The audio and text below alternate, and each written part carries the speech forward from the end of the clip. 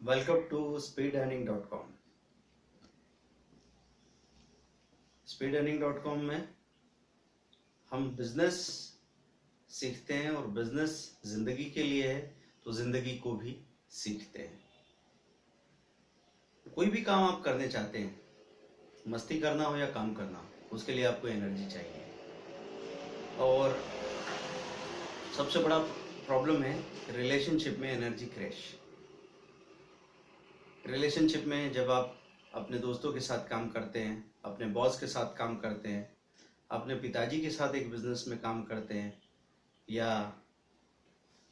अपनी माँ के साथ काम करते हैं, घर में जो भी आप करते हैं उसमें एनर्जी क्रैश की वजह से हमारी जो एफिशिएंसी है उसका आधा भी हम लोग इस्तेमाल नहीं कर पाते और हम कितना काम कर सकते हैं इसका अंदाजा भी हमको नहीं होता, क्योंकि कभी हम उस एनर्जी क्रैश से बाहर नहीं आ पाते। अगर हम किसी दिन शांत होके काम करने बैठेंगे तो हमारे काम की क्वालिटी और क्वांटिटी 2 गुना क्या 4 गुना से भी ज़्यादा हो सकती है। अगर एक बार उस तरह के दौर में आप बैठे काम करें तो आपको पता लगेगा कि कितना आप कर सकते थे और अभी तक सिर्फ कितना कर पाए। तो एनर्जी क्रैश के लिए एक बड़ा प्रॉब्लम है जिस पे आज डिस्कशन कर रहे हैं, दैट इज नॉकिंग। नॉकिंग जैसे नॉक करते हैं, खटखटाते हैं दरवाजे को, ऐसे रिलेशनशिप में कोई इंसान लगातार दूसरे इंसान को बार बार किसी न किसी बात के लिए धकेलता रहता है, टोकता रहता है, इसको कहा जाता है नॉकिंग।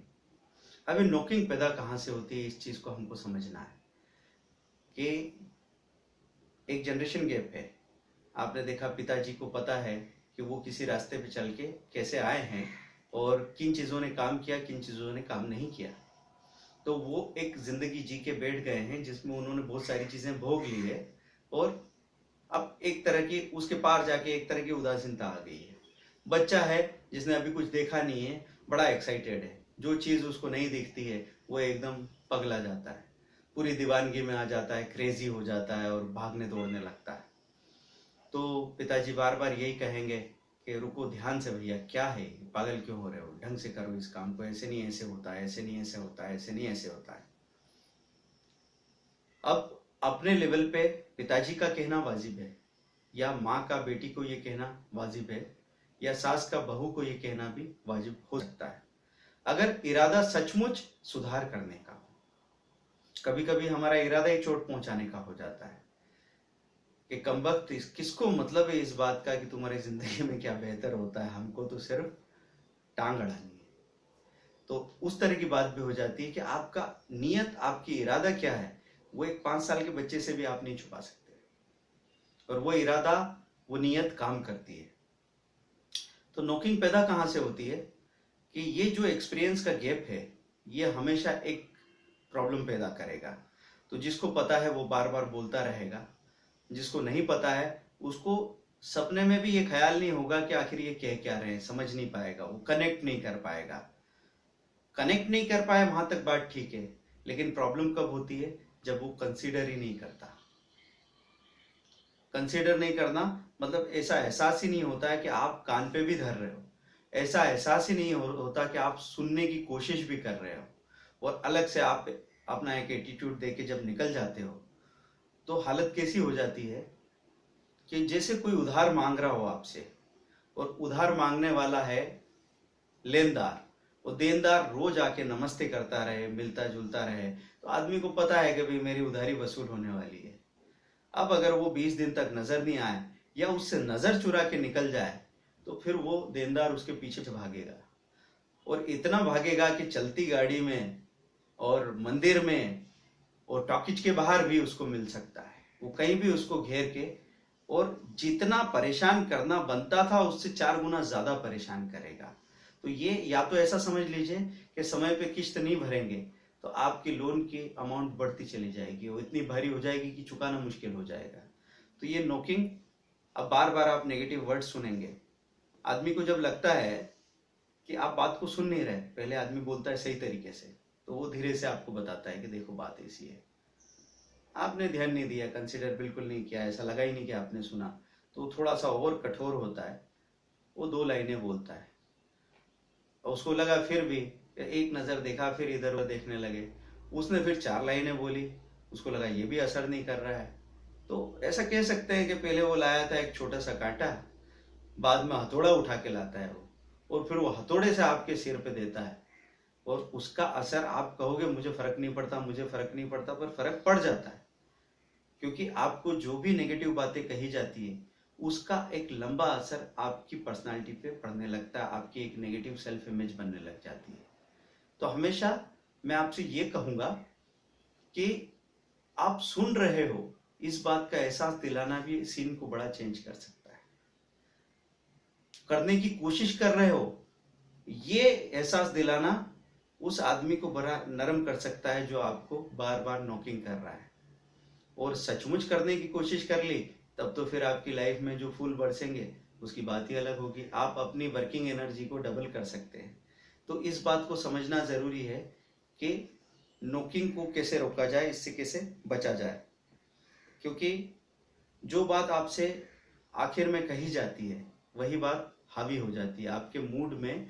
लास्ट में जो घटना हुई, उस घटना का उसकी छाया रह जाती है। उसको हम सबकॉन्शियस लेवल पे या मेडिटेट करके देखेंगे तो हम अपने आप पता लगेगा कि उस एक बात से मैं ठंडा हो गया हूँ।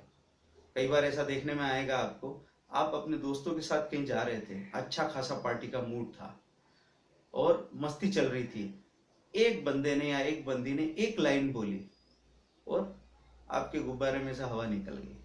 अब आप ठंडे हो गए, आपको पता भी नहीं लग रहा है कि हुआ क्या। आपको लगेगा चलो एक मिनट का तो इंसिडेंट था, भूल जाते हैं, नहीं भूल पाएंगे। तो जैसे प्यार भरा एक लाइन कई घंटों तक आपके दिमाग में गूंजता रहता है, तो नफरत या नाराजगी भरा एक लाइन कई घंटों बल्कि कई दिनों तक आपके दिमाग में गूंजता रहता है और उसको आप बोते हैं। तो हमेशा इस बात को ध्यान रखें कि नॉकिंग जिस चीज से पैदा हो, जैसे इंजन में नॉकिंग होती है, बाइक के या कार के इंजन में नॉकिंग होती है, तो क्या करेंगे, ऑयल डाल लीजिए, तो वो आवाज आना बंद हो जाएगी। इस फ्रिक्शन को कम करने की कोशिश कीजिए, क्योंकि ये आपकी एनर्जी को खत्म कर रहा है। यहाँ सारा जो गेम है वो एनर्जी का गेम है। एनर्जी अगर आपकी नेगेटिव है तो आप कुछ खास नहीं कर पाएंगे। तो कई बार जब हम क्लासेस लेते हैं तो हमको आगे से रिस्पॉन्स बड़ा डल दिखता है। रिस्पॉन्स ऐसा कि या तो आदमी अपने मन में कुछ कुछ सोचता चला जा रहा है, हम इधर कुछ बोल रहे हैं, उधर उसका उससे आगे कुछ जोड़ तोड़ चल रहा है, तो मालूम भी नहीं पड़ता बात सुनी कि नहीं सुनी। उसके बाद हमको लगता है शायद फोन कट गया। फिर हम पूछते हैं हाँ हाँ हाँ हाँ सर, हाँ ठीक है। सामने से नॉडिंग नहीं होती। नॉडिंग मीन्स हाँ, आदमी जब ऐसे बात करे कि अच्छा हाँ ठीक है समझा, फिर एक सवाल कर लिया 3 लाइन के बाद में धीरे से, बात काटते हुए नहीं, तो बड़ा प्लीजेंट एक्सपीरियंस होता है। इसको कहते हैं रेसिप्रोकेशन। जब हम कम्युनिकेशन करें तो इसमें रेसिप्रोकेट करना चाहिए, तो उससे बात करने में बड़ा मजा आता है।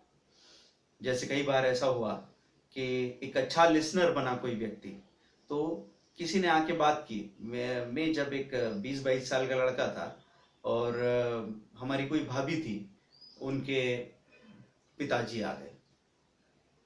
अब वो पिताजी होंगे 60-65 साल के।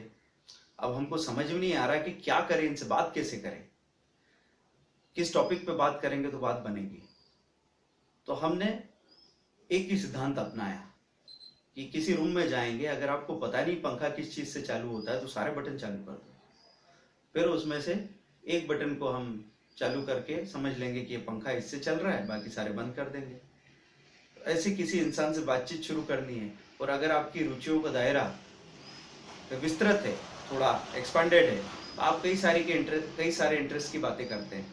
तो पहले मैंने उन अंकल के सामने थोड़ा मौसम का बात डाला, फिर मैंने थोड़ा सा इधर पॉलिटिक्स का बात डाला, फिर मैंने थोड़ा सा खेती वेती बिजनेस का बात डाला। बस बिजनेस में उनका स्विच आ गया सामने, वो चालू हुए।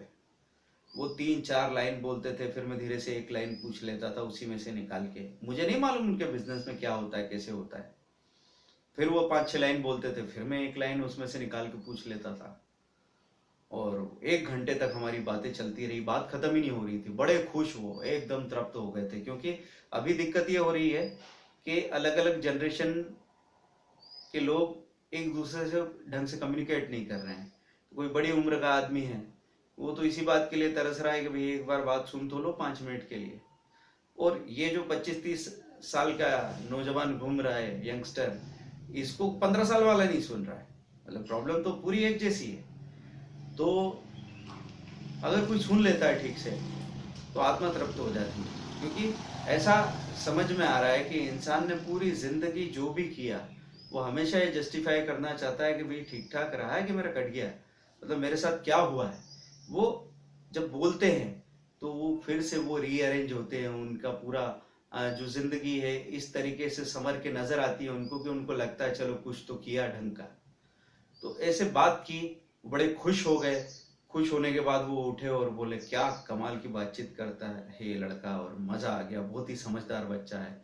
और मैं अंदर मन में सोच रहा था कि बातचीत कहाँ की, आपने तो 100 लाइन बोली, मैंने तो 10 लाइन बोली, लेकिन हाँ मुझे काफी कुछ मिला सीखने को भी। मजाक नहीं है ये बातें, मैं मजाक में इसलिए लाइटली कर लेता हूँ कि फंडे और लेक्चर बहुत ज्यादा भारी हो जाते हैं, आजकल कोई पचा नहीं पाता, आज सब लाइट फूड पसंद करते हैं। तो हम लोग थोड़ा धीरे धीरे मजाक करते हुए बात कर लेते हैं, जैसा आप सोचते हैं उसी लैंग्वेज में हम बात करते हैं। लेकिन अगर किसी इंसान को अपनी पर्सनालिटी को बहुत वाइड बनाना है, बहुत डीप बनाना है, तो जरूरी है कि वो हर तरह की जनरेशन के साथ कम्युनिकेशन करे। आपके पास हर एक से लेने के लिए कुछ न कुछ है। 2 साल के बच्चे से आप ले सकते हैं, 5 साल के बच्चे से ले सकते हैं, 15 साल के टीनेजर से ले सकते हैं, अपनी उम्र के इंसान से ले सकते हैं, 10 साल बड़े इंसान से ले सकते हैं, और 40 साल बड़े बुजुर्ग से ले सकते हैं। पूरी दुनिया में बारिश हो रही है, अपनी बाल्टी का ढक्कन उठाओ, निकल पड़ो, लोटा लोटा करके भरते जाओ। जिंदगी भरपूर हो जानी है, मजा आना है, तो नोकिंग वोकिंग जैसी चीजों को समझो और इसको हैंडल करना सीखिए, है ना। कपड़े फाड़ने से कुछ नहीं होगा, जिंदगी बहुत खूबसूरत है। एनर्जी क्रैश से बचिए, क्योंकि जितनी एनर्जी है उतना गहरा काम होगा। Thank you very much, bye.